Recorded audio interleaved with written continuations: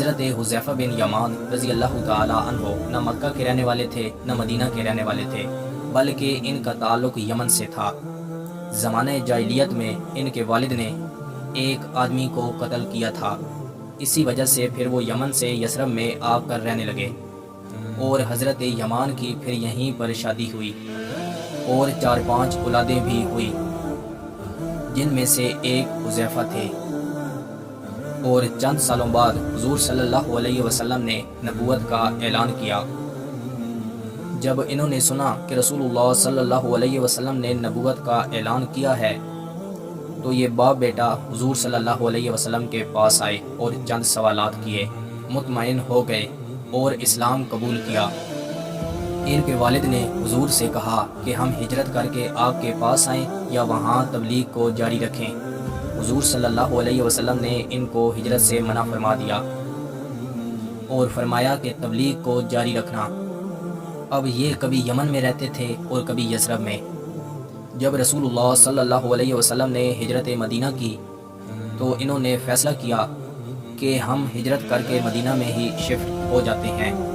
جب مدینہ آنے لگے تو ابو جہل نے ان کو پکڑا اور ان سے کہا کہ تم اب ہمارے خلاف لڑو گے۔ انہوں نے کہا ہم تو اپنے شہر واپس جا رہے ہیں۔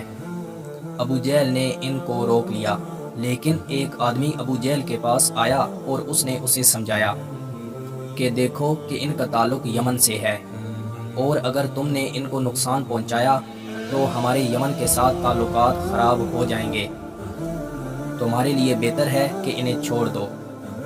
ابو جہل بات کو سمجھ گیا اور اس نے ان دونوں سے وعدہ لیا کہ وہ اس جنگ میں ہمارے خلاف نہیں آئیں گے، اور پھر یہ مدینہ آئے اور حضور صلی اللہ علیہ وسلم سے ملے اور سارا واقعہ سنایا۔ یہاں حضور صلی اللہ علیہ وسلم جنگ بدر کی تیاریاں کر رہے تھے۔ نبی صلی اللہ علیہ وسلم نے فرمایا تم یہاں رکو، کیونکہ تم نے وعدہ کیا ہے اور ہم جنگ کے لیے جائیں گے۔ اور 1 سال بعد غزوہ احد ہوئی، اور اس جنگ میں حضرت یمان اور حضرت حذیفہ دونوں شریک تھے۔ لوگ کم پہچانتے تھے حضرت یمان کو، انہوں نے سمجھا کہ یہ کوئی غیر مسلم ہے، اور حضرت یمان کو مسلمانوں کے ہاتھوں ہی شہید ہونا پڑا۔ اس موقع پر بھی حضرت حذیفہ بن یمان نے کہا اللہ تمہیں معاف کرے، یہ کیا کر دیا، یہ تو میرے باپ تھے اور مسلمان تھے۔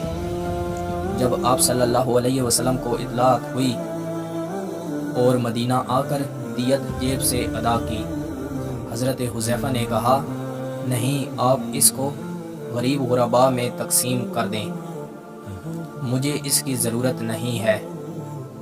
اس کے علاوہ حضرت حذیفہ بن یمان رضی اللہ تعالی عنہ تمام غزوات میں شریک ہوئے، خندق، صلح حدیبیہ، غزوہ تبوک، فتح مکہ، آلموسٹ سب میں شریک ہوئے۔ حضرت ابو بکر صدیق رضی اللہ تعالی عنہ کے دور میں بھی آپ کا نمایاں کردار تھا، اور جناب عمر فاروق رضی اللہ تعالی عنہ کے دور میں بھی آپ کا نمایاں کردار تھا۔ حضرت عمر فاروق رضی اللہ تعالی عنہ کے دور میں آپ کو بہت سے علاقوں کا گورنر بھی بنایا گیا۔ عراق کے 2 حصے تھے، ایک حصے کا گورنر حضرت حذیفہ بن یمان رضی اللہ تعالی عنہ کو بنایا گیا۔ آپ نے کمال درجے کی حکمت عملی کا مظاہرہ کیا۔ جنگ نہامند کی جنگ میں آپ کا نمایاں کردار تھا۔ جنگ نہامند پر ہم اس سے پہلے ویڈیو بنا چکے ہیں جو آپ ہمارے یوٹیوب چینل سے دیکھ سکتے ہیں۔ جنگ نہامند کے بعد حضرت حذیفہ بن یمان کوفہ واپس آ گئے۔ اس کے علاوہ بھی بہت سے معرکوں میں آپ نے شرکت کی۔ ایک دفعہ حضرت عمر نے آپ کو مدائن کا گورنر بنایا تھا۔ حضرت عمر ان سے بے حد محبت کرتے تھے۔ آپ نے ایک موقع پر ان سے متاثر ہو کے فرمایا تم میرے بھائی ہو اور میں تمہارا بھائی ہوں۔ حضرت عثمان غنی رضی اللہ تعالی عنہ کے دور میں بھی آپ کا نمایاں کردار تھا۔ یہ مدائن میں ہی ہوتے تھے۔ جب ان کو اطلاع ملی کہ حضرت عثمان غنی رضی اللہ تعالی عنہ کو شہید کر دیا گیا ہے، اور پھر آپ مدینہ آئے، اور پھر 40 روز بعد آپ نے وفات پائی۔ اتنے میں حضرت علی رضی اللہ تعالی عنہ خلیفہ بنے، اور آپ نے حضرت علی رضی اللہ تعالی عنہ کی بھی بیعت کی، اور آپ نے اپنے آخری وقت میں اپنے بیٹوں کو نصیحت کی۔ آپ نے فرمایا میں تو نہیں رہ سکوں گا، اگر معاملہ تمہارے سامنے آیا تو تم علی کا ساتھ دینا۔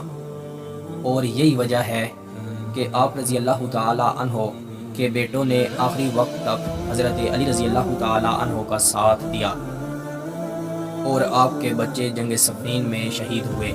حضرت حذیفہ بن یمان رضی اللہ تعالی عنہ کے دو اہم واقعات، ایک غزوہ خندق والا اور ایک غزوہ تبوک والا، ان دونوں واقعات کو ہم تفصیل سے آنے والی ویڈیو میں ڈسکس کریں گے۔